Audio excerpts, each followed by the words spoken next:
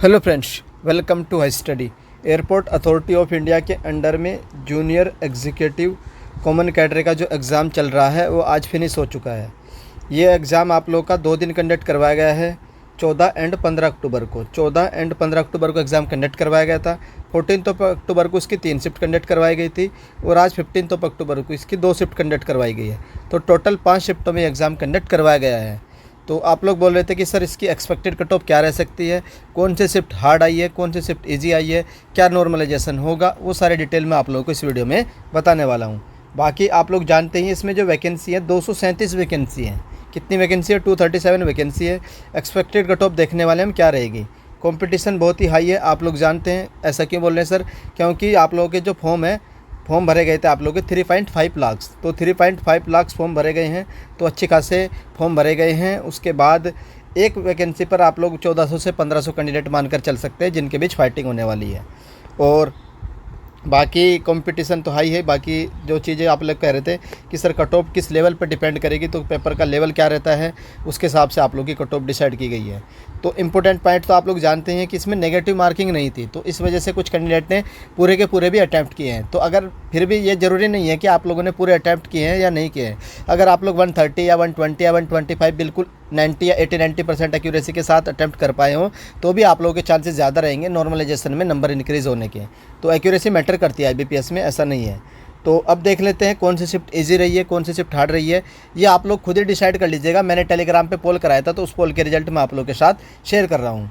तो जो 14 अक्टूबर की जो शिफ्ट थी आप लोग की ईजी टू मॉडरेट थी।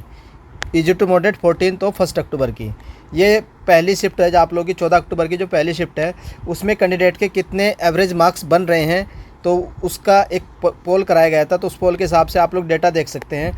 लगभग जो मैक्सिमम कैंडिडेट है वो 100 से नीचे हैं। उसके बाद 27 कैंडिडेट 110 से 120 के बीच में है और 120 से 130 के बीच में है 19 कैंडिडेट, और 130 के बीच में 119 कैंडिडेट हैं। अगर हम यहाँ से हम एवरेज लें तो एवरेज आप लोगों का कम से कम 100-110 के आसपास आ रहा है फर्स्ट शिफ्ट का। 14 अक्टूबर की जो फर्स्ट शिफ्ट थी और जो 14 अक्टूबर की सेकंड शिफ्ट है ये सबसे डिफ़िकल्ट शिफ्ट थी आप लोगों की। सबसे ज़्यादा हार्ड जो शिफ्ट आई है वो 14 अक्टूबर की सेकंड शिफ्ट है। तो इसका जो मैंने टेलीग्राम पे पोल किया है एक्सपेक्टेड मार्क्स का, वो देख लेते हैं। इसके हिसाब से जो आप कैंडिडेट के मार्क्स बन रहे हैं, देखो इसमें सिर्फ और सिर्फ 110 से 120 के बीच में 8% कैंडिडेट है और 120 से 130 के बीच में 6% कैंडिडेट है। एवरेज यहाँ भी आप लोगों का 100 से नीचे ही जाएगा। सेकेंड शिफ्ट का ना 100 से नीचे है। उसके बाद चलते हैं 14 अक्टूबर की थर्ड शिफ्ट। ये ईजी टू मॉडरेट थी। इसमें आप लोगों के जो एवरेज मार्क्स रहेंगे बिलो 100, तो सबसे ज़्यादा एवरेज मार्क्स यहाँ पर भी आप लोगों के बिलो 100 ही है। उसके बाद नेक्स्ट आते हैं आप लोगों की 15 अक्टूबर की फर्स्ट शिफ्ट। ये मॉडरेट टू डिफ़िकल्ट थी, इजी नहीं थी। 15 अक्टूबर की फर्स्ट शिफ्ट है। तो इसका अगर आप लोग एवरेज देखेंगे तो बिलो 100 आप लोग के 79 कैंडिडेट रहेंगे और 100 से 110 के बीच में 41, 110 से 120 के बीच में 41 कैंडिडेट हैं। उसके बाद अबव 130 भी 32 कैंडिडेट है। नेक्स्ट आता है आप लोगों का जो अभी लेटेस्ट खत्म हुई है 15 अक्टूबर की शिफ्ट 2। ये मॉडरेट लेवल की थी, इजी टू मॉडरेट बोल सकते हैं। और इसमें जो एक्सपेक्टेड मार्क्स का जो पोल कराया गया था उसके रिजल्ट आप लोग देख लीजिए। बिलो 100 आप लोग के सबसे ज़्यादा कैंडिडेट है 45 कैंडिडेट। 100 से 110 के बीच में 28, 110 से 120 के 20, 120 से 130 के बीच में 19 है। तो अभी आप लोग इस डेटा से घबराइएगा मत, क्योंकि ये एक्सपेक्टेड डेटा है। अभी क्या होगा जब आंसर की आएगी आप लोगों की, तो आप लोग के जो अटैम्प्ट हैं वो कम हो जाएंगे। जो आप लोगों ने नेगेटिव किया है, जो नेगेटिव तो नहीं किया है क्योंकि इसमें जो क्वेश्चन आप लोग के रॉन्ग होंगे उनको हटाने के बाद जो एक्यूरेट निकल कर आएंगे उनका डाटा बहुत ही कम होगा। तो अभी आप लोग इस डाटा से मत घबराइएगा कि सर इसमें तो बहुत ज़्यादा कैंडिडेट है। तो क्योंकि अगर आप लोग जब गलत होंगे आपके क्वेश्चन तो आप लोगों का जो अटैम्प्ट है ओवरऑल एक्यूरेसी के हिसाब से नीचे हो जाएंगे। तो ये ज़्यादा घबराने की ज़रूरत नहीं है, क्योंकि आंसर की से आने से पहले हर किसी को लगता है कि मेरे इतने नंबर आ जाएंगे, मेरे इतने नंबर आ जाएंगे। उसी के हिसाब से उसने ये पोल पे पार्टिसिपेट किया है, तो उससे डरने की ज़रूरत नहीं है।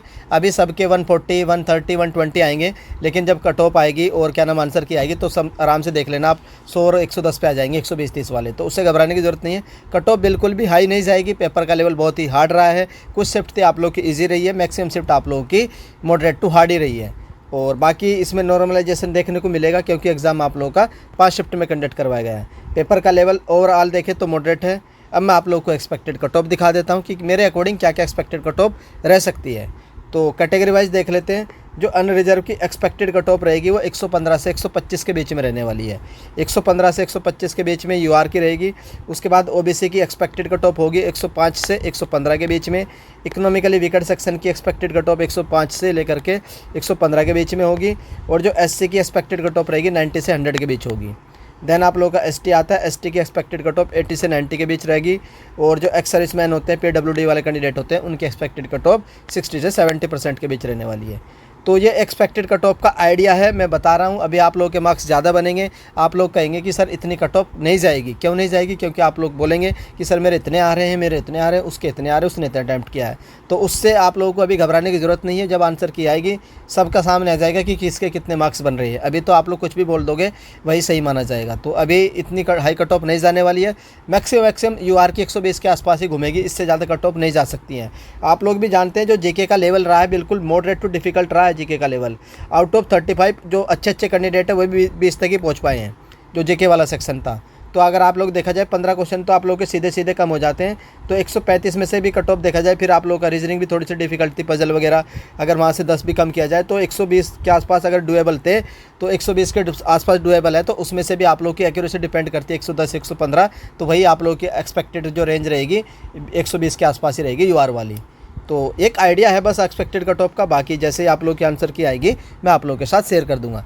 अगर आप लोगों को एनालिसिस पसंद आई है और ये एक्सपेक्टेड कट ऑफ का आइडिया ठीक लग रहा है तो आप लोग मुझे कमेंट करके बता सकते हैं कि सर हमारे इतने मार्क्स बन रहे हैं, हमारे रूम में इतनी अटेंडेंस थी और हमारी ये कैटेगरी है।